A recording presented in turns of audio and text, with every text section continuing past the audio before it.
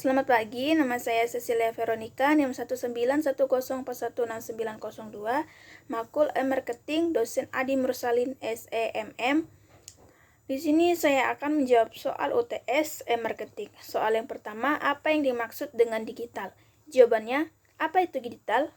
Bun Canles mendefinisikan digital sebagai lapisan semua media yang dapat digunakan oleh pengguna untuk memilih sendiri pengalaman mereka sendiri dan mampu mendorong kemampuan para pemasar untuk menjembatani media, memperoleh umpan balik, menyampaikan pesan-pesan mereka kepada konsumen, dan membina hubungan dengan konsumen.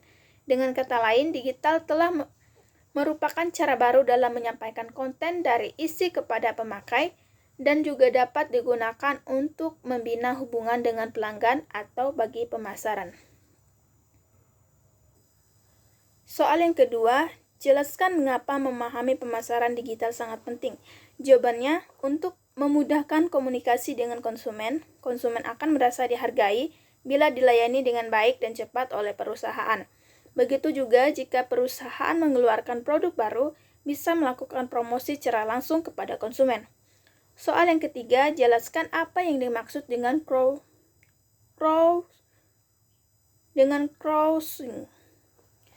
Jawabannya, crossing adalah contoh kuat cara kerja alat digital yang memungkinkan orang mempunyai cara berpikir tertentu. Dalam istilah sederhana, crossing adalah model pemecahan masalah yang mengandalkan komunitas aktif untuk menemukan solusi terhadap masalah tersebut. Soal yang keempat, jelaskan perbedaan crossing dengan peer-to-peer leading. Jawabannya, perbedaannya yaitu jika crossing lebih bersifat sukarela, sedangkan peer-to-peer leading atau yang sekarang dikenal dengan istilah friendly leading mengusung konsep yang sama, tetapi segmennya berbeda karena peer-to-peer leading bersifat pinjaman. Soal yang kelima, jelaskan apa yang dimaksud dengan crowdfunding dan agar dana yang didapatkan dari crowdfunding lebih optimal, ada 3 hal yang perlu dilakukan, sebutkan dan jelaskan ketiga hal tersebut. Jawabannya, crowdfunding atau urun dana atau penggalangan dana adalah proses mengumpulkan sejumlah dana untuk sebuah proyek atau usaha oleh sejumlah besar yang bisa dilakukan secara online. Agar dana yang didapat dari crowdfunding lebih optimal, hal-hal yang harus dilakukan yaitu yang pertama, membuat proposal usaha dengan menarik. Siapkan proposal usaha yang menarik, interaktif, dan informatif. Proposal yang diajukan sebaiknya berisi tentang informasi detail mengenai proposisi bisnis ke depannya, mulai dari jenis bisnis, proses manajemen, proses pemasaran, dan tujuan utama dari bisnis yang dijalankan. Sajikan informasi tersebut secara detail dan lengkap melalui teks atau tulisan, gambar maupun video. Yang kedua, mendaftar ke situs crowdfunding. Proposal yang sudah selesai bisa langsung didaftarkan ke salah satu situs crowdfunding yang ada di Indonesia. Pilihlah sekiranya situs crowdfunding yang terpercaya dan sudah terkenal karena di situs itulah para pemilik modal bisa berkumpul. Yang ketiga, mengunggah dan membantu perkembangan proposal usaha. Setelah menemukan situs crowdfunding, unggahlah proposal usaha yang sudah dibuat. Jangan lupa terus memantau perkembangan kampanyenya dari proposal yang diunggah tadi. Apabila salah seorang pemilik modal bertanya mengenai prospek usaha yang tertarik di crowdfunding, jawablah dengan singkat, padat, dan jelas. Jangan terlalu berlebih-lebihan bisnis yang akan dijelaskan karena hal ini justru akan membuat pemilik modal ragu dengan prospeksi bisnis ke depannya. Yang keenam, soal keenam, cara mendapatkan uang di internet memang gampang-gampang susah, apalagi ada beberapa metode yang harus kamu lakukan. Bagi kamu yang ingin mendapatkan uang di internet, berikut ini adalah cara-caranya. Coba Anda jelaskan cara-cara mendapatkan uang di internet. Yang pertama, unduhlah aplikasi microtasking. Cara pertama untuk mendapat uang di internet adalah mengunduh aplikasi microtasking. Untuk mengunduh aplikasi ini, kamu hanya perlu menggunakan smartphone dengan mengunduh aplikasi yang memberikan reward. Jika kamu sudah melakukan registrasi dan login, maka kamu akan diminta untuk melakukan tugas. Misalnya, mengunduh aplikasi, membuka kunci smartphone, hingga membaca artikel atau berita. Salah satu aplikasi microtasking yang sering diunduh oleh banyak orang adalah WHAFF. Untuk mengunduh aplikasi ini, kamu hanya perlu memainkan dan menyelesaikan tugas-tugas agar mendapatkan sejumlah uang. Yang kedua, menulis blog atau artikel SEO friendly. Cara mendapatkan uang di internet lainnya adalah menulis blog atau artikel dengan SEO atau Search Engine Optimization. Untuk memulainya, kamu harus memiliki minat menulis dan menentukan jenis tulisan yang akan dibuat, seperti kesehatan, gaya hidup, otomotif, teknologi, hingga kuliner. Selain itu, kamu juga bisa membuat blog atau menulis posting dengan SEO friendly agar dimasuk ke halaman pertama mesin pencarian seperti Google, Yahoo, atau Bing. Hal ini dilakukan agar tulisanmu bisa meraih taraf blog, kemudian mendapatkan sejumlah uang melalui berbagai cara seperti Google, AdSense, link affiliates, dan lain-lainnya.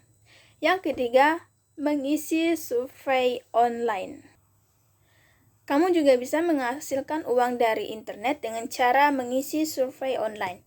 Dengan mengisi survei tersebut, kamu akan mendapatkan imbalan berupa sejumlah uang yang bisa ditukar dari akunmu. Sudah banyak layanan survei online berbayar yang menawarkan kemudahan seperti ClickSense. Keuntungannya dari layanan tersebut adalah kamu dibayar menggunakan mata uang dolar.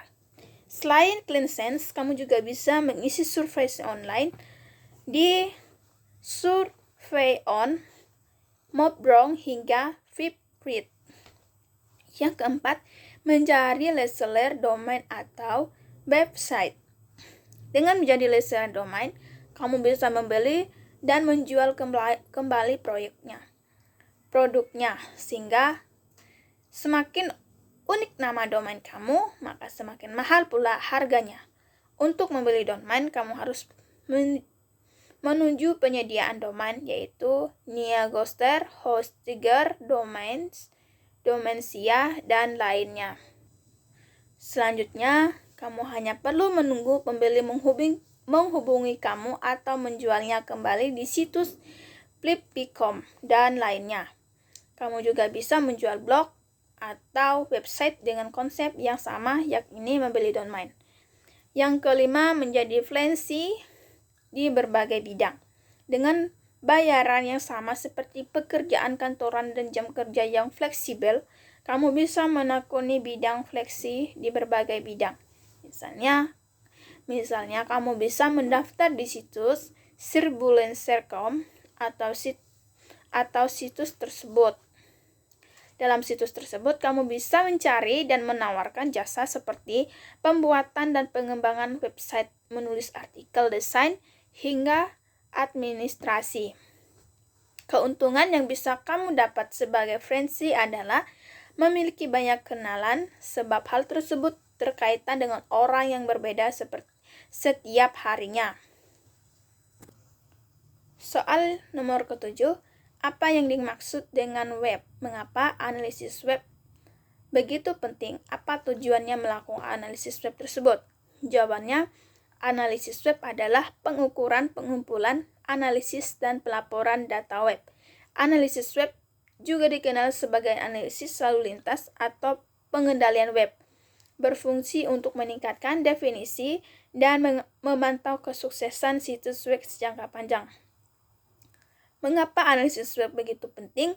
Hal ini adalah karena metode untuk merekam dan mengevaluasi informasi tentang perilaku pengunjungan serta hitungannya menjadi data statistik atau KPI Dari matrik kinerja ini, tindakan yang tepat kemudian dapat diturunkan yang dimaksudkan untuk menghasilkan perkembangan positif tergantung pada tujuan dari operator situs web tersebut. Tujuan analisis web adalah yang pertama, kemungkinan sasaran analisis web dapat diaturkan. Yang kedua, tingkatan jumlah pengunjung.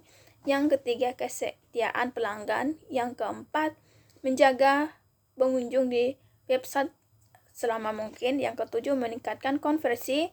Yang keenam, meningkatkan kepuasan pelanggan. Yang ketujuh, mengendalikan kesuksesan periklanan. Yang kedelapan, meningkatkan pendapatan dan menjual. Soal ke-8. Ada banyak model untuk melakukan pendekatan pemasaran digital. Salah satunya adalah model TCO. Sebutkan dan dijelaskan model TCO tersebut. Jawabannya, yang pertama, think. Think adalah titik awal dalam pendekatan yang kami gunakan. Pendekatan ini bertujuan mengembangkan rencana strategi untuk dunia digital. Seperti perancangan komunikasi tradisional, pendekatan ini mencakup topik-topik seperti wawancara konsumen, penelitian, pengembangan konsep, alokasi anggaran, dan perencanaan saluran. Yang kedua, create. Create menghidupkan konsep dengan menjalankan kampanye dan menentukan platform. Pendekatan ini mencakup semua aspek menciptakan aset web, mulai dari desain dan pengembangan web hingga copywriting konseptual, penciptaan aset media sosial, pengembangan ponsel, sistem bisnis rekayasa, dan integrasi sosial. Yang ketiga, AdGear. AdGear bertanggung jawab untuk mengarahkan lalu lintas dan membangun hubungan, pembelian dan perencanaan media, optimisme mesin pencari, pemasaran email, media sosial, dan manajemen kampanye adalah beberapa kegiatan utama di sini. Yang keempat, optimise. Optimise adalah tentang perbaikan berkelanjutan. Ini berkaitan wawasan dan pelajaran melalui analisis penambangan data, optimasi dan pengujian konversi, optimise relevan pada setiap tahap proses. Soal yang terakhir itu nomor 9, sebutkan tugas yang sudah Anda kerjakan sebelum UTS e-marketing. Jawabannya, meringkas bab 1. Yang pertama, meringkas bab 1 tentang menerapkan digital dalam pemasaran. Yang kedua, meringkas bab 2 tentang think. Demikian jawaban UTS e-marketing dari saya, Cecilia Veronica, NIM 19104169902, mengucapkan terima kasih. Selamat pagi.